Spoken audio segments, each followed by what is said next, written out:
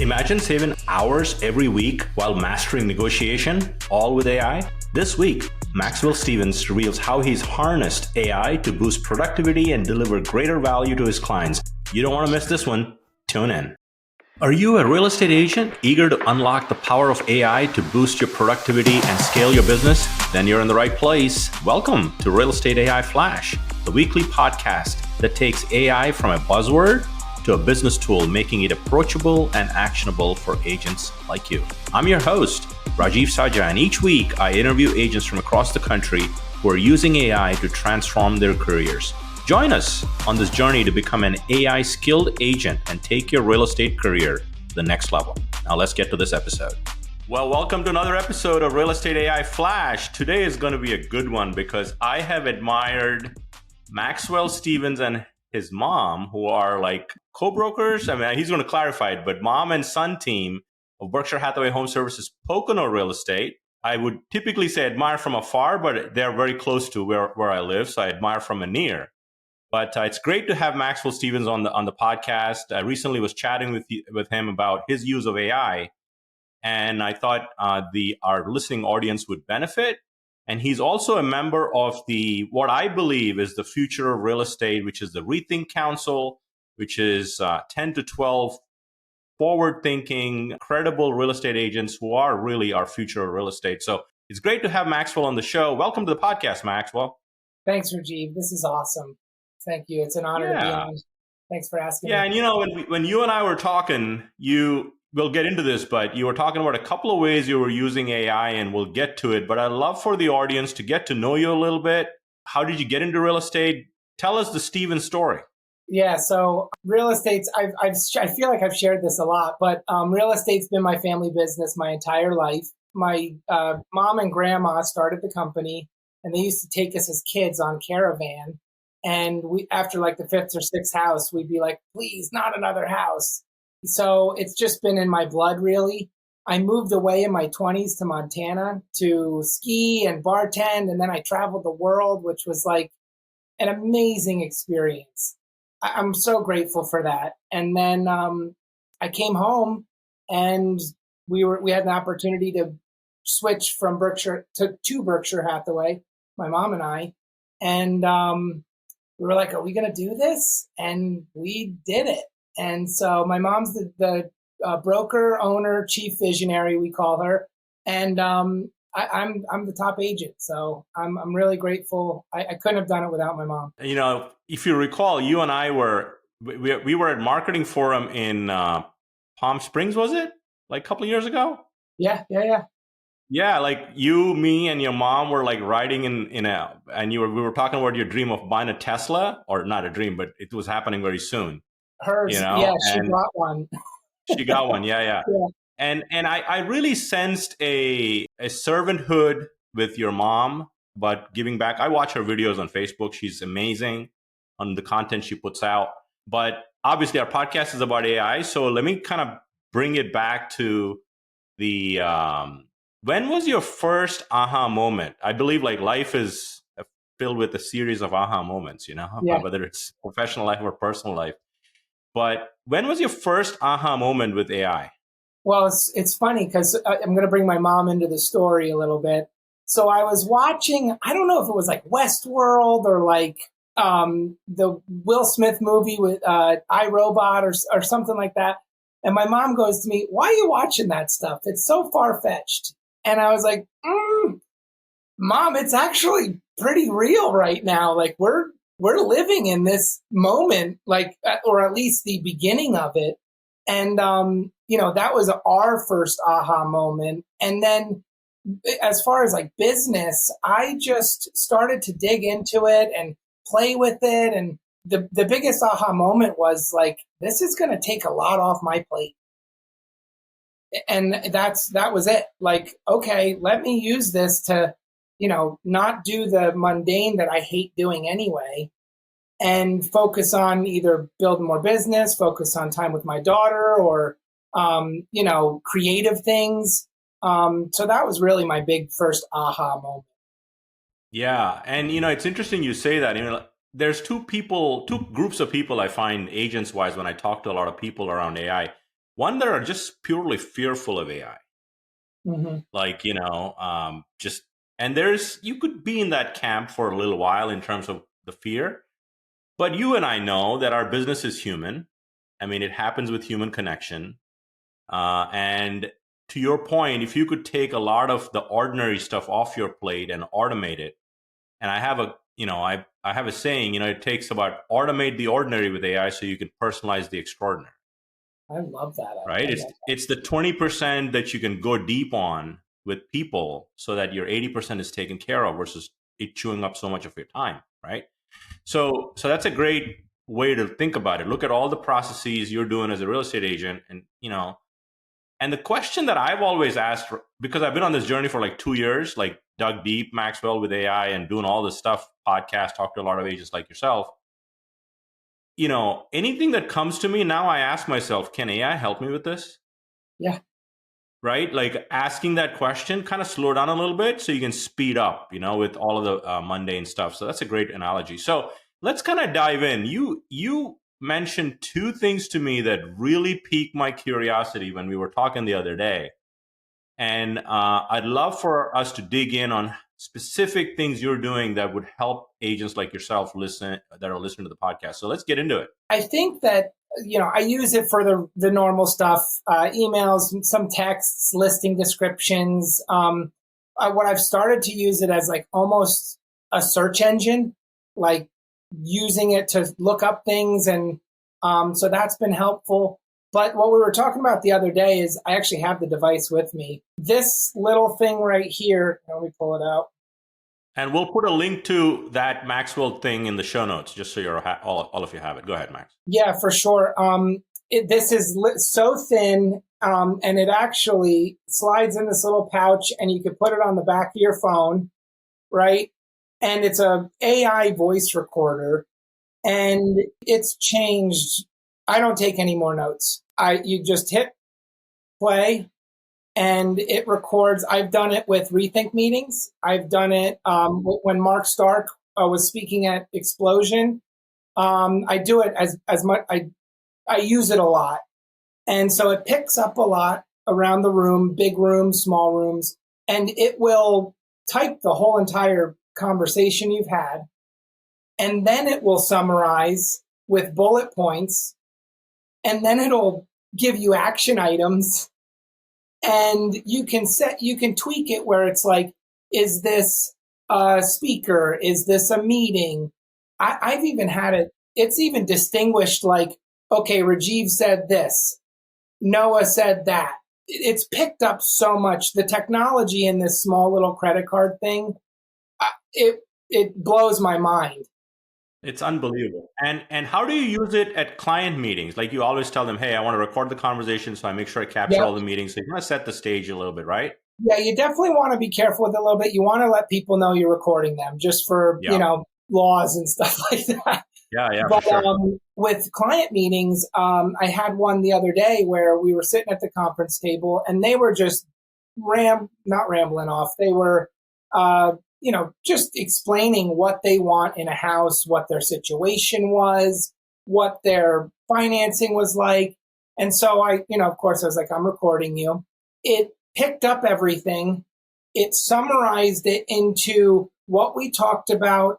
And then it went into action items because it tells like what we were talking about. It was like, Chris said that he needs to talk to his lender. So one of the action items was talk to lender, Maxwell to send search of homes. That part was a little scary about how detailed it was on the summary. And it's really nice and clean. It's got bullet points. It's a complete outline.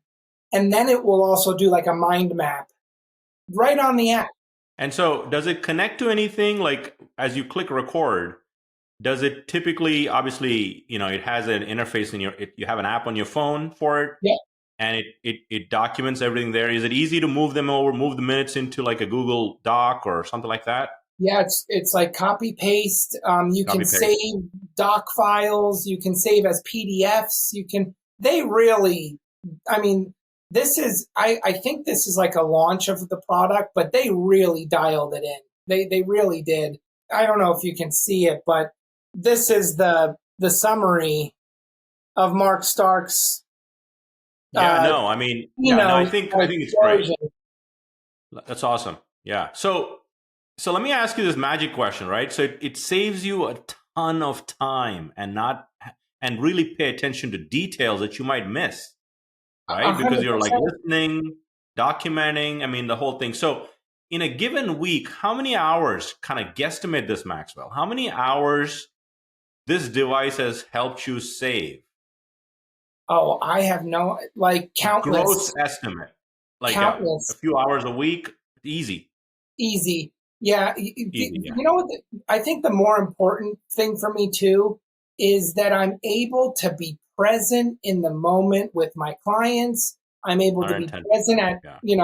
Mr. Stark's keynote. And I feel like I get more out of it and my clients get more out of it because I'm not focused on writing anything down. I'm really just, Yeah. we're present. That's right. That's awesome. And how much does that device cost, by the way? I think it was like $150. It was It's like a unbelievable. no-brainer. Like No I brainer. said, even if this doesn't work, I need to try it. Right. It's Yeah. not like you're going to lose your, you know, 100%. And what's wild is you mentioned they just launched the product, they have it pretty dialed in. And I tell people, look, this is the worst AI technology you're going to use as of this moment, as we're yeah, recording this podcast. I looked the other day. There's a photo app called Midjourney. I don't know if you heard of Midjourney, but there you can generate text now. You can generate images. You can create video. You can do code. You could do speech. But all those things are covered in AI. But this one, I looked at a picture. I mean, when you look at an AI generated picture like a year ago, you knew it was AI generated, like because the face was all like messed up. So I saw a February 2022 picture from Midjourney to a December 2023 picture from Midjourney. And the December 2023 picture from Midjourney, you could not recognize it was an AI picture. So in just 18 months, so the technology is changing so fast. That recorder you have, if it's software upgradable, like a year from now, it is not going to miss anything. Like, I mean, no. it's going to be so I good. mean, I think they already even came out with they did like a pre-launch, so they came out with this, and then they literally a few months later came out with a smaller device already that you can Yeah. wear that's like a lapel Wow. clip or something. Yeah, I get what you're saying. It's insane how It's fast. crazy. And I'm going to share a link with you. We'll put it in the show notes as well for the listening audience about audio computing, like just listening and transcribing as you're talking. Think of ChatGPT now, right? There, it has a voice assistant. Like you can actually talk because of your phone has that capability, but it is still translating your voice to text, and the prompt is text. It goes to ChatGPT, it responds in voice. There's a lot of translation happening. This app I saw is really a device. You wear it, and I could really talk to ChatGPT and just kind of have a conversation completely back and forth with AI. Think of what that would do for role play for agents. Think of what that would do for like conversations. And if you're a Hispanic buyer, I could talk with you with this device, understand you, and respond back, and it would converse in multiple languages. It is, and it's a TED talk I heard like in April 2024. I'll put the link in the show notes. I'll share that with you, Maxwell. You should watch it. It's the coolest thing I've seen in a while. And Yeah, that's that's where like technology is hands-on going. stuff. These devices are going to come closer to us that have AI built in. And that's a great example that you shared that every realtor should look into because you're in meetings, with client meetings, follow-ups, like you're attending meetings. And I would love to have one of those things. And I know you sent me the link, so we'll definitely put it in the show notes. So Yeah, and to that's take it great. a quick little step further is Yeah. like you can take what it's called Plod. So you could take what Plod has summarized and then take it a step further and then put it into ChatGPT Yeah. and say, create a business plan off of, whatever, or act as this and create that. And so like it doesn't just stop there with notes. It's, Yeah. That's continues. awesome. One thing I also forgot is I would send the summary to my clients Yeah. after the meeting, and they were blown away at, just they were thankful. They were grateful. Think about the client satisfaction and the whole experience, right? I mean, it shows you're responsibly embracing technology, being present in the moment, follow through, follow up. I mean, there's so many stories around that. How do you spell the name of this device? Plaud. Okay, Plod. Not to be confused, audience, with the large language model called Claude. We'll put the link in the show notes. So make sure you purchase the right equipment. But that's awesome. Anything else with AI that's really struck a chord with you, Maxwell? Well, so like what I've been doing too is like I listen to you guys, your podcast, and I listen to like it's all about prompts, right? So one of my favorite prompts that I've been using is for inspection negotiation or credit negotiation or time frame negotiation. Oh yeah. And so I say to ChatGPT, please act as a master negotiator and reply to this, that, and the other. It takes a little bit of time to get that down, but once you just explain the situation to ChatGPT, it pulls it out. I email it over, and it's actually funny.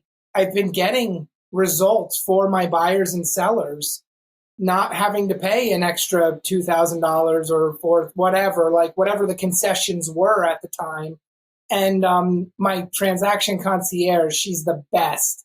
Dakota, she actually emailed me after and was like, how are you doing all this? Like, she's like, you're amazing. So that's been like something I use a lot is the ChatGPT, almost negotiation.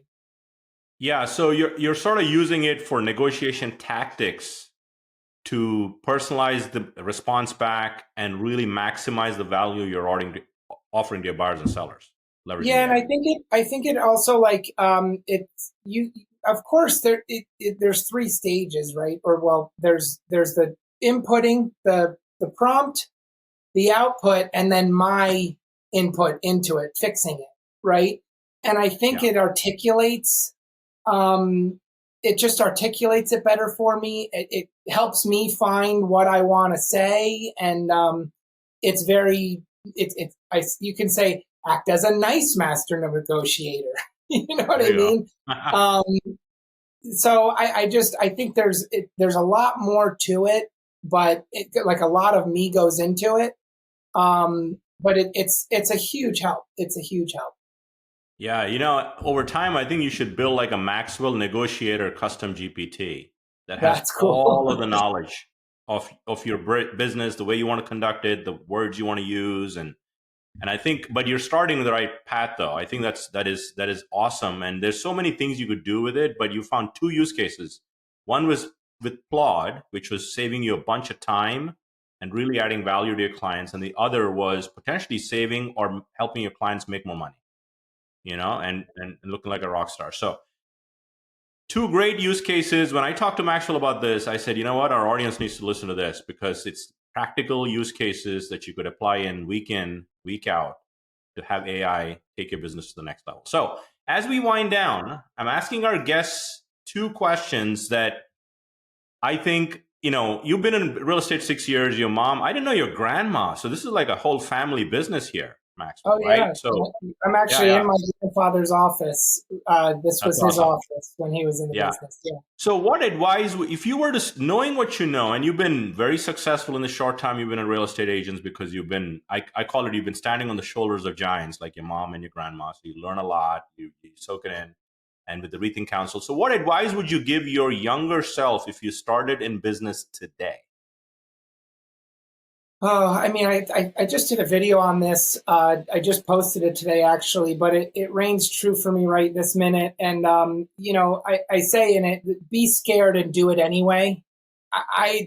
That's been the, the catapult for me lately is just, I'm scared to do it.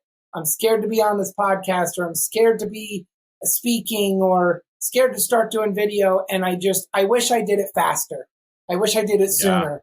my fear really got in the way. So like, that would be the number one thing is like, just do it, go for it, be scared, do it anyway. And then watch where it brings you. Like I'm on podcasts and rethink councils, and it's amazing where when I put my fear aside or didn't really listen to it and just dove in where it took me. That's honestly that's I would say. awesome advice. And I remember watching that on your stories today, by the way, that video. Thank you. From, I think it was convention or something like that, probably. Yeah. But I appreciate that. That's great advice. And I think a lot of people are stuck in their tracks thinking people that do it anyway, like yourself, don't have the fear. You have the fear, but you still do it anyway. All right. The next one is a fun one because I feel like I could learn from and this is more selfish than anything else, but also for agents that are listening. The one book that has helped your business the most that agents should absolutely read. I might know where you're going with this, but let me see. Yeah, it might be a little selfish, but it's also a huge shout out to a dear friend and mentor of mine, Alan Dalton. He was nice enough to feature me in this book, which I can't, there was no like literary masterpiece on my end. I was just trying to help, but he created this almost workbook, and it's called Buyer Agent Be Aware. It actually has a whole segment on AI. There's top agents in the industry in our network too that have case studies, and it was a really big impact for me in my business, and the amount of information I feel like would help anybody. So I'm going to go with this one. This is great more choice. recent. That was going to be my guess that you would go there, but I wanted you to say it. Yes. Yeah. So we'll include a link to Alan's book. Alan's an amazing resource for the network. And he is one of the brightest minds in terms of how to articulate communication is key. And he's one of the best communicators I've been around. So he's awesome. I appreciate you sharing that. We'll put the link to that book in the show notes as well. So Maxwell, this has been fun. So if you're listening to this, you should follow Maxwell on social media. You should connect with him. And if you're ever thinking if you have a referral in Pocono, Pennsylvania, great place. And you should reach out to Maxwell because he's a rock star and he'll take care of your clients as well. So Maxwell, thank you for joining me. You've been awesome, and continued success.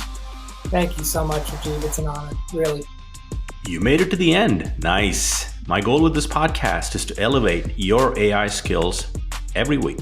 If you found value in the show, your goal is to follow, share with a fellow agent, subscribe to our YouTube channel, and leave us a review as it helps us reach more agents like you.